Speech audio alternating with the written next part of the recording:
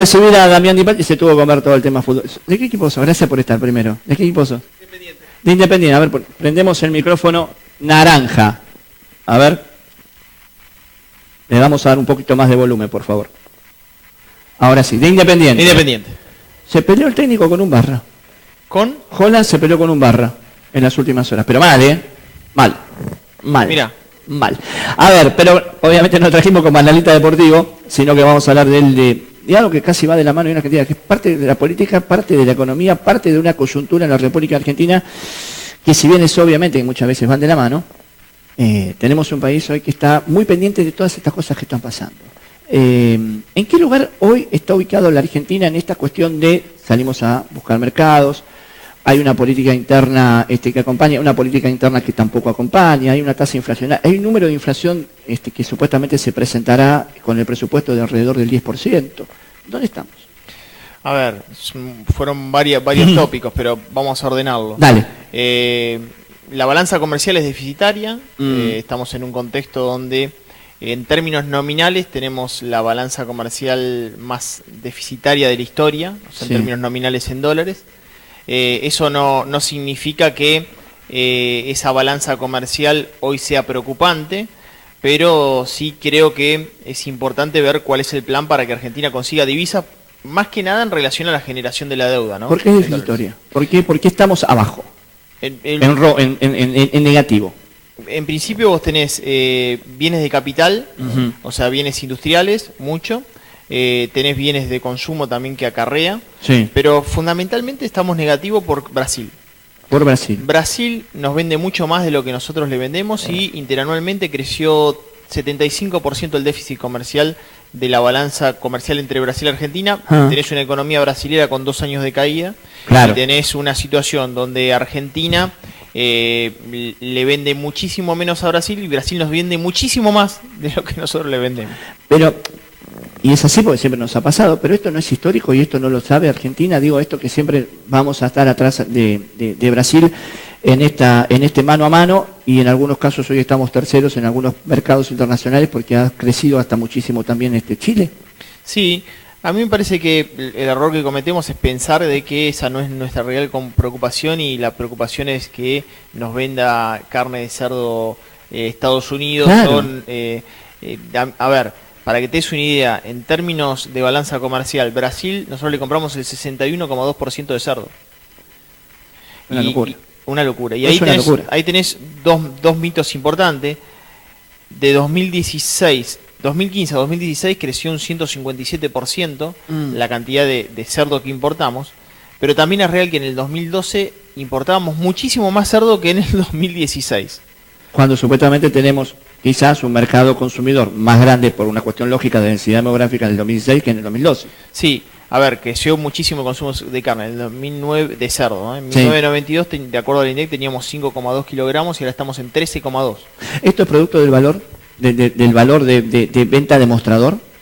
Yo creo que es producto del La valor. alternativa económica para la familia, me refiero. Sí. Mira, Argentina llegó a tener 98 kilogramos de consumo per cápita de carne vacuna en la década del 50. Ajá.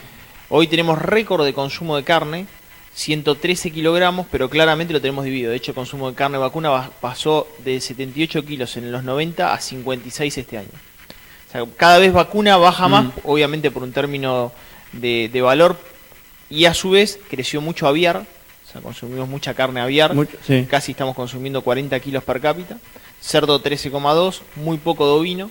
Pero sí, cambió claramente la mesa de los argentinos. Por necesidad y no por costumbre. Por necesidad y cambio de hábito, Claro. seguramente de bolsillo, ¿no? Claro, Evidentemente. claro. Pero bueno, esa era una cuestión. Tenemos una balanza comercial deficitaria, tenemos una situación donde creo que Argentina tuvo una posición muy proteccionista en una etapa, y ahora parece que pasa una posición de más vendedora, pero el mundo no quiere comprar. Es más, el mundo quiere vender, Claro. lo cual es una preocupación real, porque Argentina se abre en los mercados en un contexto donde el mundo se cierra. Y esto es un problema importante para Argentina, porque claramente lograr esa balanza superavitaria en este mundo va a ser pero muy complicado, ¿no? Cuando yo te decía que y es lógico que la política va a mano de la economía y muchas veces algunos dicen, bueno, que el presidente, en este caso el ingeniero Macri, en su momento la doctora Fernández, son ellos casi los ministros de economía, más allá de las personas que confían.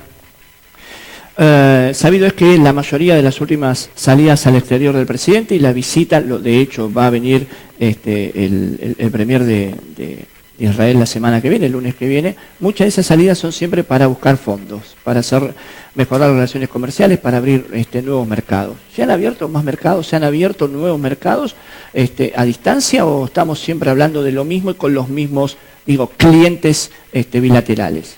No, la realidad es que se abrió muy poco. Los mercados fueron con cuestiones muy puntuales. Fíjate que, por ejemplo, se abrió el mercado de limones para Argentina y parece como que la fruta se salva con eso y en realidad son 20.000 toneladas. Nada. Es nada, es muy poco. Por eso creo que Macri hizo muchísimo esfuerzo para salir al mundo, en un mundo que está totalmente cerrado, en un mundo que está muy difícil venderle. Creo que esas misiones comerciales sirvieron para traer fondos no de inversión, sino de financiamiento. Argentina se financió con el mundo a una tasa más baja de lo que lo venía haciendo. Sí es real, pero una tasa muy alta respecto a lo que es una tasa real de financiamiento en los mercados internacionales. Claro. Sigue siendo una tasa alta, pero más baja que la anterior. Y creo que ahí el gran desafío de Argentina es cambiar un poco el chip y el paradigma y pensar de que lo que nosotros le queremos vender al mundo, el mundo ya lo tiene. O sea que nosotros tenemos que elegir 4 o 5 sectores de la economía para ver a dónde podemos agregar valor y profundizarnos en esos campos. ¿Quedamos afuera de lo que era históricamente lo que decía Argentina, vaca, trigo? Ya estamos lejos de ser los proveedores de eso y, no digo salvarnos, pero estar distinguidos solamente por eso. Sí, claramente. Fíjate que solamente en carne vacuna estamos entre los 5 primeros, estamos en el número 11º. En el caso de cerdo, por ejemplo, tenemos muy poca producción de cerdo en el mercado local. Son 330.000 kilos frente a países que hacen miles y miles de toneladas. Sí. Y estamos compitiendo contra el tercero y cuarto productor mundial, Brasil y Estados Unidos. O sea, en todos los mercados donde vos decís, bueno, a ver si avanzo acá, ya hay un recorrido. Claro. Y en los mercados donde Argentina tenía buen posicionamiento, los perdió. Perdimos carne vacuna frente a Uruguay, Brasil y Paraguay. Claro. Vos estás diciendo lo que es tan concreto, porque te dicen, bueno, lo que pasa es que estamos en el fin del mundo. A ver, si Uruguay nos gana mercados, cuando estamos a la misma altura de los puertos, tenemos algún problema y no es precisamente de posición geográfica solamente, tiene que ver de calidad de producto, quizás tenga que ver con los fletes definitivamente, con los costos de puerto. Tributación. Claro, entonces, creo que la cosa pasa por allí, no por la calidad final del producto que por ahí... tenemos sin lugar a dudas buena calidad, pero quedás afuera de los mercados y después vos decís, quedamos afuera con Paraguay con determinados productos que eran casi nuestros. Y uno dice, bueno, ¿y cómo hacen para trasladarlo a Paraguay? O de Paraguay al mundo. Hay cosas que la tenés que hacer por barco sí o sí. Te voy a dar un caso concreto importante que ganamos en el mercado latinoamericano y estamos ganando participación en el mundo. Sí. Pero tiene que ver con una política de incentivo fiscal tributario. Argentina hoy es líder en desarrollo de software en la región, líder. Sí. Pero hubo una política del 2004, hasta hace muy poquito, de eliminar cargas tributarias al sector, de darle incentivos por inversión respecto de la tasa que tenían, de generar una disminución de la alícuota de ganancias, por lo cual eso generó que tengamos una industria, que es la industria del software, que se expanda y casi el 90% del software que producimos lo exportamos. O sea, que vos fíjate, claro, que un sector que elegiste, no te equivocaste. Claro. Y no es casualidad que Argentina tenga el principal portal de comercio electrónico, de bienes y servicios como Mercado Libre, no es casualidad que tenga Globan, que es una compañía internacional de desarrollo informático muy importante, no es casualidad que tenga OLX, no es casualidad que haya desarrollado Preguntados, no es casualidad, porque en aquel momento todo ese grupo de sectores de emprendedores va derramando de un montón de miles de emprendedores que están en ese sector. Claro. ¿No? Entonces es importante, como digo, cuál es el sector y cuáles van a ser los incentivos que voy a volcar.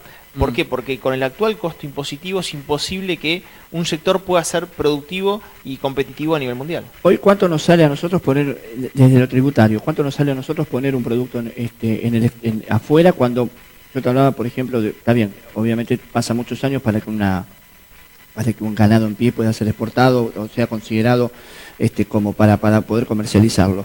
Pero después tenés muchos productos de tierra que tienen un costo muy bajo, que depende por supuesto y mucho del clima y que puede ser muy bueno o puede ser un desastre por cuestiones climáticas, pero tenés un producto muy bajo en costos y quedás afuera por lo que se tributa.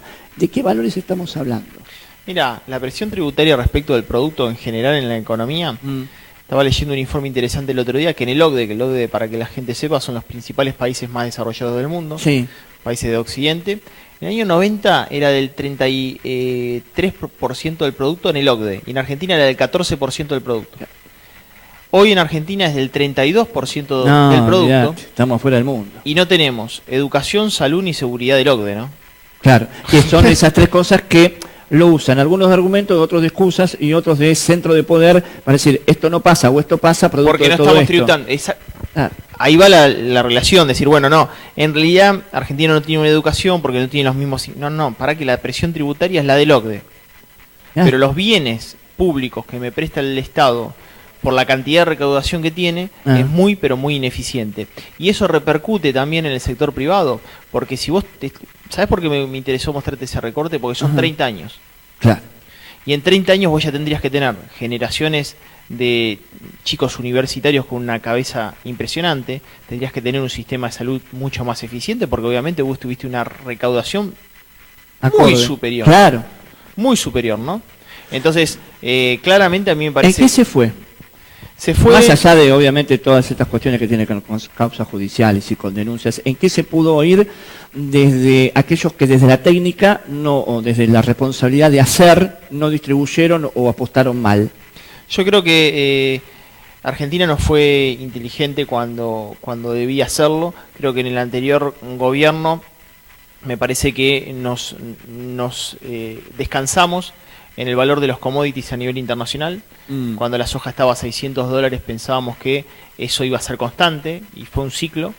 Y creo que ese nivel alto de recaudación fue administrado... O sea, mala administración de la apuesta política económica que hizo el gobierno, más allá de que fuera, digo, Sí. esto se apostó mal. Sí, se apostó mal. O sea, no. A ver, en aquel momento el 35% de retención a la soja generaba muy alta recaudación con digamos, una soja que explotaba respecto de las exportaciones y además del nivel de recaudación que eso te generaba, ¿no? Claro, pero eso fue también hoy una de las primeras cosas que el nuevo gobierno saca para asociarse, entre comillas, a la bonomía del campo, que fue casi una decisión más política que rentable desde lo económico. Es muy bueno el análisis que haces, te explico por qué. Porque a partir de enero, vos hoy la soja tributa 30%. Claro. Pero a partir de enero se le va a ir sacando 0,5%. Exacto. Hasta llegar al otra vez. 24%. Claro. En el 2019 van a volver a sacarle 0,5% hasta llegar al 18%. Lo que vas a ver que ese sector se va a expandir muchísimo, con alto nivel de inversión. Genera empleo muy poco. Claro. Además compras mucha máquina. Pero pará, déjame, porque dale, voy a hacer un punto importante ahí. Dale. Para que yo soy desarrollista. Sí. Para que una economía se desarrolle, Sí. cuando vos le sacás un tributo a un sector, tenés que generar un incentivo. O sea, yo te saco el 0,5 a nivel de cambio de reinversión permanente en bienes de capital. O sea, vos me tenés que demostrar que compraste mejor maquinaria, que me pusiste mejor agroquímico, que pusiste mejor fertilizaste mejor la tierra, que mejoraste la capitalización y yo te resto tributo. Entonces, ¿qué hago?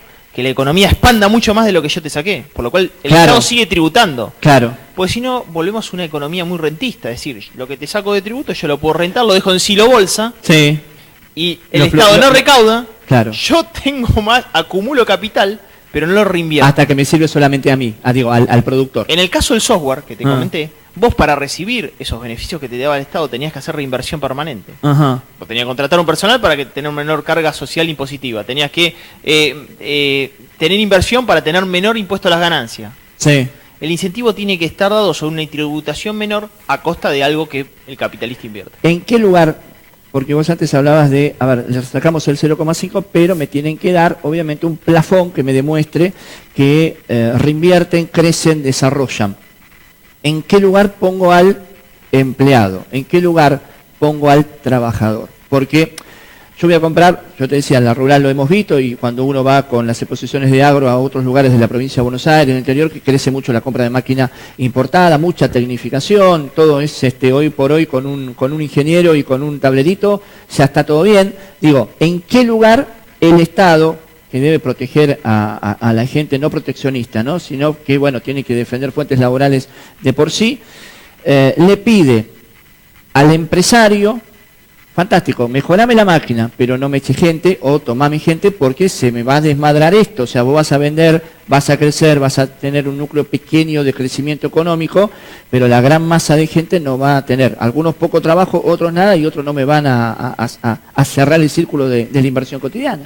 A ver, a mí me parece que yo tuve la oportunidad de estudiar en Dinamarca, ¿no? Ajá. La economía danesa. Y hay un sistema que se llama Flexi-Seguridad, Ajá.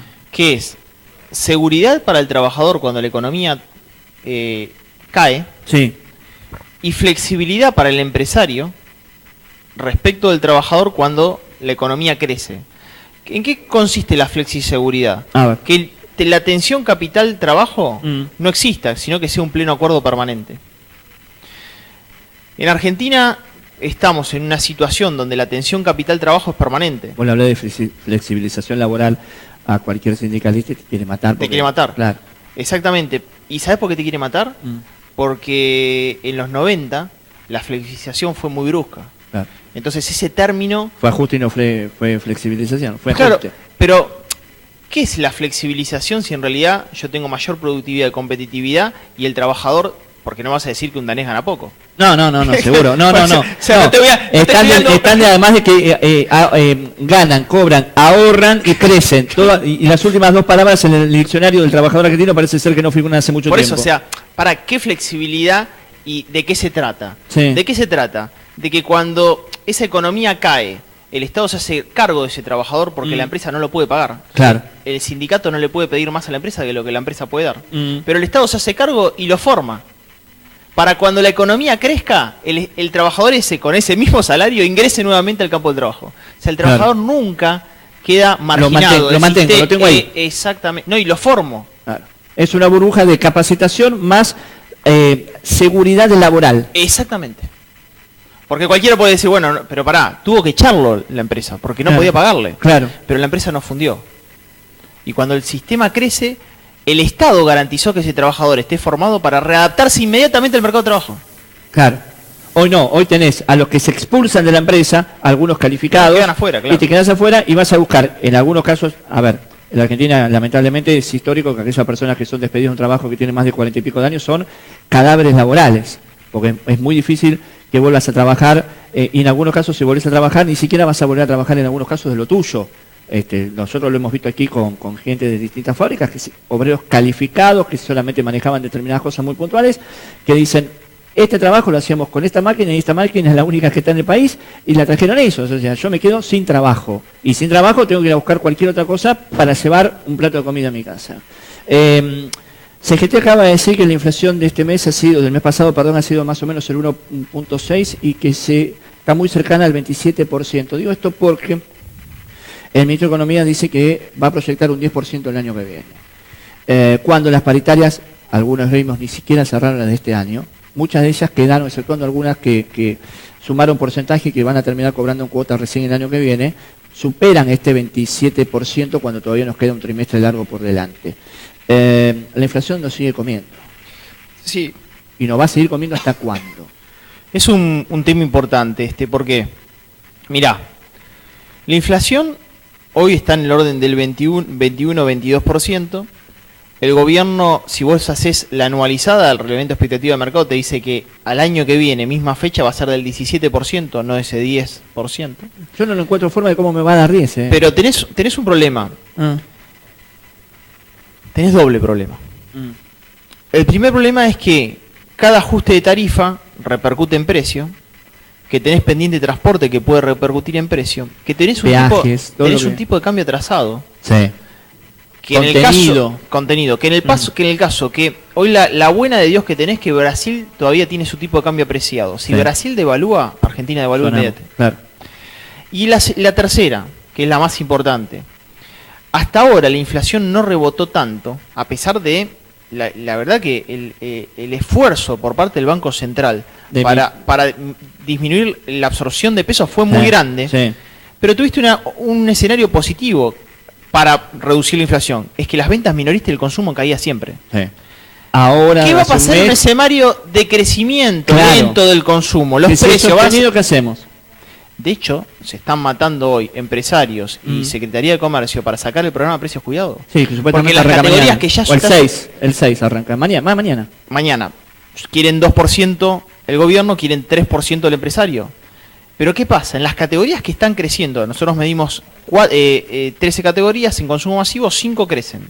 Esas 5 categorías que crecen, ya el sistema empresario ya no quiere ni siquiera precios cuidados. El problema, cuando empezás a ver el escenario, son muchos los cables que hay que tocar para administrar esa macro, donde yo veo que es muy difícil cumplir la meta, porque creo que es muy ambiciosa y encima te genera un costo fuerte. ¿Cuál es el costo fuerte?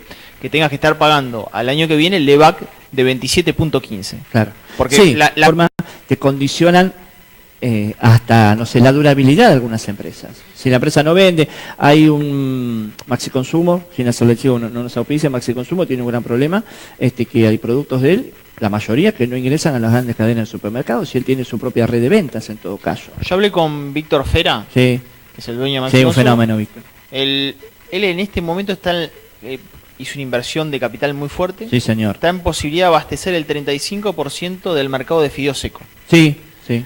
Pero no le da al mercado porque las grandes cadenas no dejan. Bueno, vos ves claro, nosotros hicimos una vez una comparativa con lo de Víctor, y era una cosa, decís, en algún lugar este fideo no sirve, me muero, como esto y me estoy muriendo, pues la idea del comprador es eso, esto debe ser una porquería, mirá lo que vale, sigo comprando lo otro por las dudas, gastás 30 pesos más en un paquete de fideos por las dudas, pero lo dejás fuera de mercado. Totalmente. Porque no lo... Ahora, sería bueno que Víctor, un día lo vamos a invitar, para que explique cómo, siguiendo una cadena de comprar el producto, de hacerlo, de pagar, de tributar, de poner lo que hace, cómo su producto sigue valiendo casi un poquito más de una tercera parte del producto final caro del gran expositor y vende. Sí. Porque eso es lo que creo que tiene que explicar. Hace muchos años nos decía Samir... Igual te voy a dar un buen dato de eso. Sí. En ese mercado donde hay competencia, y eso es lo bueno, de una primera marca a una tercera, sí, segundo tercera, que es el caso de Víctor, porque tiene la marca para su propia cadena y la marca totalmente propia, sí, de segunda marca, la diferencia de precio en el mercado argentino es de 113%. Una locura. De primera a tercera. ¿Sabes por qué? Porque hay competencia. Es muy interesante ese dato. Sí. Que en mercados donde hay competencia y no hay concentración, los precios tienden a ceder en los extremos. En los mercados hay concentración, como en el caso del azúcar, donde una empresa te lleva el 70% del mercado, claro, tenés problema de precio. Entonces tenemos una de las azúcar más caras del mundo. Sí. Sí, por eso hay productos que son, tan sencillos y consumibles a diario por la gente, que vos los seguís pagando en cómodas cuotitas o en goteo, 5 pesos, 2 pesos, 3 pesos, y no te das cuenta, y siempre lo vas a encontrar siempre mucho más caro. Es más, de octubre ya se ha planteado, los tariferos ya han resuelto que de a partir de octubre vuelve a aumentar entre un 2 y pico por ciento, casi un 3 y pico por ciento en la yerba. Vos decís, bueno, la yerba, pero a ver, la yerba, ayer me decía un compañero, fuimos a comprar cosas básicas para tomar mate en la oficina, y decía, pusimos tanto por cabeza, y tuvimos que ir a buscar más plata. Era para comprar yerba, azúcar, mate cocido, decían, pero eran cuestiones de... Mirá, te voy a dar un estudio que hice del 2008, y no sé si ya me extendí con el horario, pero... No hay problema. Del 2008 al 2016 hice un estudio de cuánto evoluciona el precio de la yerba en Argentina versus el precio de la bebida cola.